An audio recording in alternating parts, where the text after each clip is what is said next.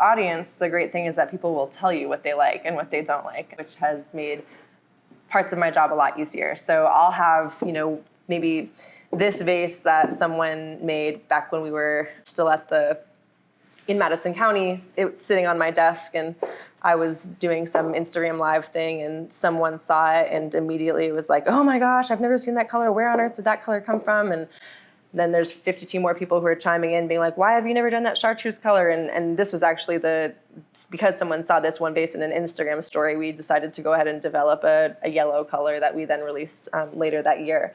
So people will tell you if they like something. I know that this is a color that we introduced in 2018 when we had a much smaller audience. And now that the audience has grown, people will see this on other people's Instagram feeds and be like, why don't you sell that purple color anymore? And I feel very confident that if we were to re-release this, we would have a whole new market for it. So I definitely pay attention to what people want. So I'm really thinking about not only what do the customers want, but what do I feel really excited to put together and to show off in a season, and always kind of having to balance that customer demand with my own personal idea of what's cute and what's not is a challenge for me.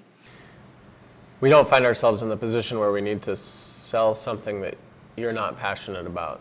And if you're trying to sell something you're not passionate about, it's not going to work. It's not going to translate. And I think that for us, that's what makes it really easy to come in and do the work every day is you're not getting, somebody's not telling you, okay, we're going to you need to sell a bunch of these forks. Right.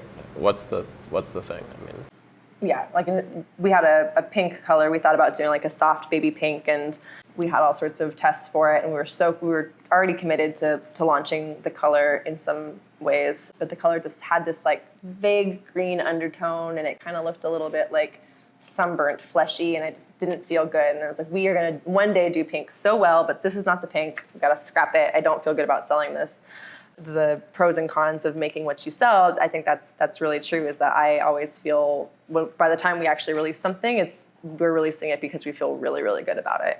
So the color decision-making process requires us to be thinking years in advance, because to have an idea for a color and then actually get it to a place where you can put that color into production is at least a year-long process. So it kind of disallows us to be chasing current trends or to be, following fashion closely or something. Fashion is actually the easiest place to follow because fashion really leads the way, I think, for interiors and for other design, for color trends in other categories. So I look to fashion a lot, but because our process for developing color is so long, it forces us to be trendsetters in a way where we can't just be chasing another person or another trend that's happening in a different category or happening in homewares. We have to say, we have no idea if this periwinkle color is going to be popular in 2021, but we sure hope it is because we're going to go for it.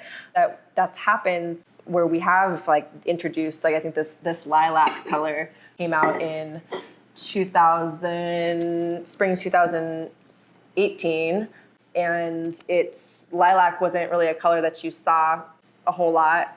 It kind of made a serious splash, and you started seeing this color really trending, but we'd had to decide on this color like a full year in advance. But inspiration comes from anywhere, and then it also has to be kind of vetted against what the material possibilities, the material abilities are of our glaze team. We can't make fuchsia for all sorts of chemical reasons, but we can make a whole lot of other colors. So I'll bring a suggestion for a color, and then the glaze team will make an assortment of colors that kind of embody that color, but it might not be exactly like a match to the hex code or something. But even colors that we thought a few years ago we couldn't make because of certain restrictions in our process, like this green, Kyle tried to make this green years ago and couldn't get to the green that we wanted, and now they've learned enough that this was not a problem. Mm-hmm. That's true. Yeah, our glaze team, our head glaze chemist, started off with us as an apprentice in 2016 maybe, and came on to learn how to throw pottery, and now has really run with the glaze chemistry, and now we have a material sciences team of 3 people, and they're just kind of they've built out an entire new color library. I'm excited about this because our process is going to shift where they'll be basically making whole color families at once, and then I'll be able to actually pick from a huge selection of reds if we want to do a red and find a color that's actually viable rather than trying to like bring a paint sample and having them chase that down. So that's a new development this year that feels very exciting.